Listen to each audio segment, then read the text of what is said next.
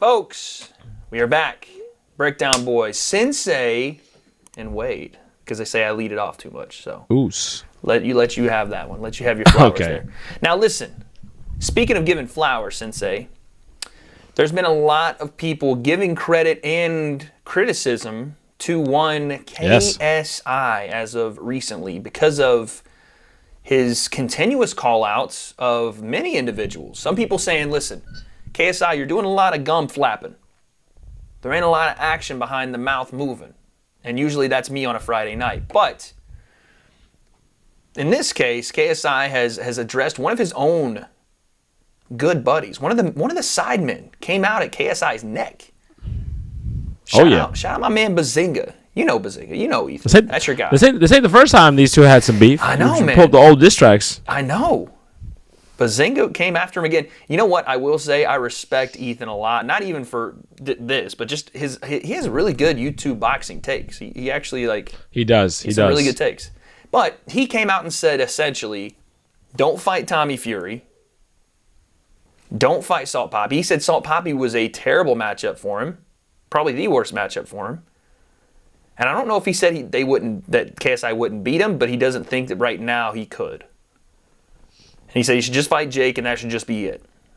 Well, in response, KSI has, and Christian, you could put the video up. We're going to actually see if Christian watches these edits and doesn't just sleepwalk through them. Christian, put the video up. Ethan, I saw your TikTok, you little twat. Oof. And I'm going to destroy Tommy. I'm going to destroy Jake. I'm going to destroy Salt Pappy. Business as usual, bitch. Ooh. That is what KSI had to say, Sensei, in response. He's going after Tommy Fury, Jake Paul, and Salt Poppy. What are your thoughts on KSI's new hit list? Well, first off, it doesn't seem like a real call out because it's like he got called out and he's just answering the call out. You know, he didn't come out of nowhere and say, you know, Salt Poppy, Tommy Fury. I'm coming for. He has mentioned Tommy Fury. Right. The Salt Poppy thing. That's kind of new. It is new because he didn't want to fight him obviously before Jake because he's a southpaw to prepare for him. Right. But this seems just like he's just saying it to me because Ethan brought it up and then he's just responding to Ethan saying, all right, you know what? I'm going to take these guys on. And I feel like that's not going to be enough to get him to actually fight these guys. Now, there's also the rumor out there that KSI is going to be in a tag team match with Floyd Mayweather against Manny Pacquiao and Salt Poppy, and I have no idea if that's going to materialize. I start to think probably not, but you never know. Yeah, but that seems like that's a like Mams a home Taylor run shot. Hail Mary, Hail Mary, yeah. That's a Mams Taylor Hail Mary. But I kind of have to agree with you here. KSI is doing a lot of talking about it right now. And granted, it's because people are asking him about it. So what is he supposed to say, right? You kind of have to respond to it.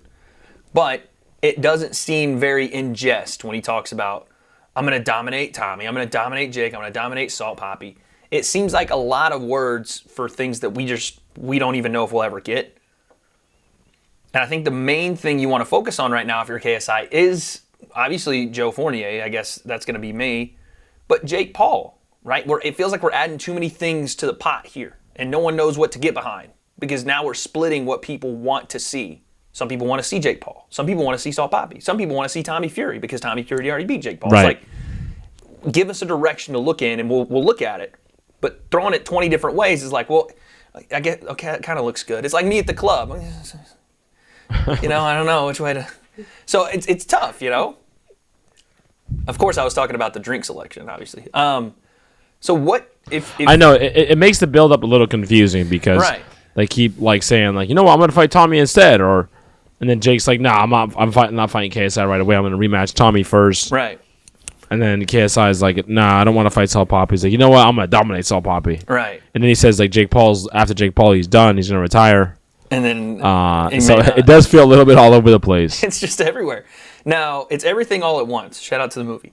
Now, another thing that's also come out in the time since Jake has lost to Tommy is that Mams Taylor was on Twitter Space saying that they offered Jake 3 different dates to fight KSI next.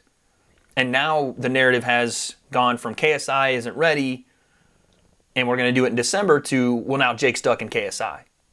When I think I'd have a little bit of a pushback on that to say, well, I think probably what happened is we all knew that Jake wanted his rematch with Tommy. Right. And it does seem like Mams saw the loss to Tommy and went, oh shit, if Jake loses again, that fight isn't as valuable. We need to make this fight happen now. You need to lock it down. We got to lock it down. And Jake is just not having it because I guess Jake is, obviously he's very competitive and he's super prideful and he wants to get that get back with Tommy. So I don't think it's necessarily Jake's now ducking KSI. I think he wants to get his get back. But the way it looks now is that... definitely not. Yeah. Definitely not ducking KSI. So that's the thing. I wonder, is that more of this right here? Like when KSI says, well, I'll just go and fight Tommy next, and Jake, I don't know if he's worth it now, and now maybe Salt Papi, is that more that same kind of line of thinking where are they worried that the Jake fight doesn't do those numbers right now? Or is it more just gamesmanship to you? It just feels like stubbornness and gamesmanship. It's like, well, I don't want to do it now because you asked me first. You know what I mean? Right. I'll do it if I ask you. You know what I mean? It's like one of those things like going back and forth. They want to have the lead on it. It does feel like I'm now a they side, don't mind. Yeah. They don't mind dragging it out and just making it as difficult as possible for the opposing team. Like that's what I feel like they're gonna do regardless. It seems like it. Now, I do need to ask you this. Out of the hit list here, what would you rank the level of difficulty for the three opponents that JJ would then potentially be fighting? In order of difficulty, I'm going to go from easiest to most difficult. Yes. And none of them will be easy, Right, but just easiest. in that order. Right. Salt Papi, Jake, and Tommy Fury. So that list in reverse. Okay, so Salt Papi is number 3, Jake number 2, Tommy number 1. Why do you say Salt Papi at 3? Just because he likes to fight off the back foot. He likes his defense. He likes being slick. Mm-hmm. He's not necessarily a fast starter. I know that he came out super fast against Andy Worski, but if you saw against like Josh Bruckner, that's what I expect to see from Salt Papi. He just ran over there. Seen Andy just, on the like, he was hitting mitts. I'm pretty sure he's not. he's gone. What happened to Andy Worski? Okay, but no, you're Salt Papi sent him back. It just Salt Papi ran across the ring like he was like wanting to do mitts for like days and he was angry and then he like let off emotion. It's like, all right, give me this combination. 1, 2, 3, 4, 5. Like that's literally what it was, right? So, except Andy said, "Yeah, do it on my face." Yeah. Whoa. Hey, yo. Let it go on my face. Talking boxing here, Sensei. Jesus. The breakdown has been awesome, guys. It's been great. Okay, so then you have... But just, you know what I'm saying? Salt Papi's, right. He's a bit of a slow starter. He's going to be more methodical. He falls in love with his defense, that Philly shell that he does. Okay. He wants to counter punch. So I feel like that's the safest approach for JJ. Okay. Then there's Jake, right? And JJ and Jake similarly are still a little green when it comes to the medium range in boxing. Okay. Right? You see like the overreactions in their chaining combinations together. They get a little wild at times. So I feel like it would be harder for them, harder for Jake to expose KSI than say Tommy Fury. Okay. Tommy Fury, that jab, he's just a lot sharper. You can see just the combinations being a little bit cleaner.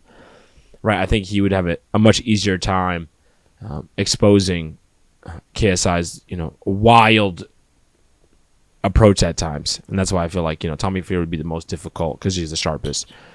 But Jake is dangerous because he has the ability to land that bomb. Yeah. But like overall, the rest of the time of it, I can see it kind of going back and forth.